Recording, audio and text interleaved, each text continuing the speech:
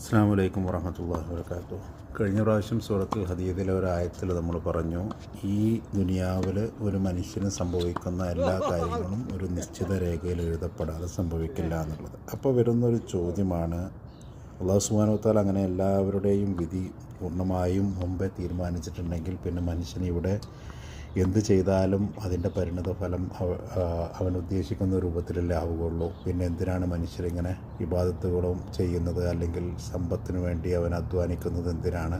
അവന് വിധിച്ചതല്ലേ അവന് കിട്ടുള്ളൂ എന്നുള്ളതാണ്. പക്ഷെ അതിൽ പണ്ഡിതന്മാർ പറയുന്ന, അല്ലാഹു സുബ്ഹാനഹു വ തആല മലക്കുകളെയും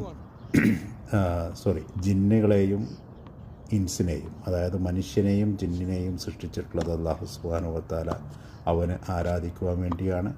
അതുമാത്രമല്ല, അവന് മനുഷ്യർക്കും ജിന്നിനും ഒരു പ്രത്യേക കഴിവ് അവൻ അല്ലാഹു സുബ്ഹാനഹു വ തആല ഈ ലോകത്തിൽ നൽകിയിട്ടുണ്ട്. അതായത് അവൻ്റെ ഇച്ഛക്കനുസരിച്ച് പ്രവർത്തിക്കുവാനുള്ള ഒരു കഴിവ് അല്ലാഹു സുബ്ഹാനഹു വ തആല നൽകിയിട്ടുണ്ട്.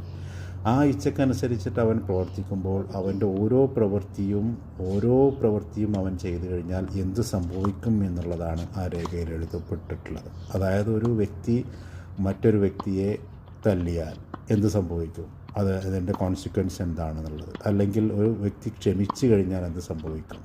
അങ്ങനെ ജീവിതത്തിൻ്റെ നാനാഭാഗത്തും എന്ത് കാര്യങ്ങളാണ് ആ വ്യക്തിക്ക് സംഭവിക്കുക എന്നുള്ളതാണ് ആ രേഖയിൽ എഴുതപ്പെട്ടിട്ടുള്ളത് എന്നാണ് പണ്ഡിതന്മാർ നമ്മളെ പഠിപ്പിക്കുന്നത്. അപ്പോൾ നമ്മൾ മനസ്സിലാക്കേണ്ടത്, അല്ലാഹു സുബ്ഹാനഹു വ തആല നമ്മളെ ഈ ലോകത്തേക്ക് വിട്ടു. നമുക്ക് നന്മയും തിന്മയും എന്താണെന്ന് അല്ലാഹു സുബ്ഹാനഹു വ തആല നമുക്ക് ഖുർആനിലൂടെയും മുഹമ്മദ് സല്ലല്ലാഹു അലൈഹി വസല്ലം തങ്ങളുടെ ഹദീസിലൂടെയും നമ്മളെ പഠിപ്പിച്ചു.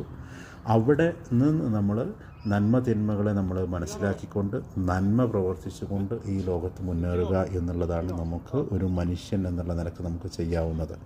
അല്ലാഹു സുബ്ഹാനഹു വ തആല ഹറാമാക്കിയ സംഗതികളിൽ നിന്ന് വിട്ടു നിൽക്കുകയും ഹലാലായ സംഗതികളെ ചേർത്ത് പിടിക്കുകയും ചെയ്യുക എന്നുള്ളതാണ് നമുക്ക് ചെയ്യാൻ പറ്റുന്ന ഏറ്റവും നല്ല കാര്യം.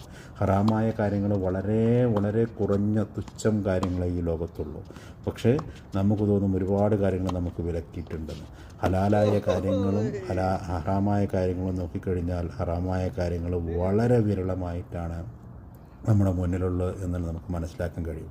അപ്പോൾ നമ്മുടെ ചിന്തകളെ നല്ല രൂപത്തിൽ മാറ്റി നല്ല പ്രവർത്തികൾ ചെയ്തു കഴിഞ്ഞാൽ അല്ലാഹു സുബ്ഹാനഹു വ തആല നമ്മുടെ വിധിയെ തന്നെ മാറ്റിമറിച്ചുകൊണ്ട് നമുക്ക് നന്മകളും അതുപോലെ തന്നെ ഈ ലോകത്തും പരലോകത്തും വിജയം നൽകും. അല്ലാഹു സുബ്ഹാനഹു വ തആല ഈ ലോകത്തും പരലോകത്തും വിജയം നൽകുന്ന സത്യവിശ്വാസികളിൽ നമ്മളെ എല്ലാവരെയും ഉൾപ്പെടുത്തുമാറാകട്ടെ. ആമീൻ. അസ്സലാമു അലൈക്കും വറഹ്മത്തുള്ളാഹി വബറകാതുഹു.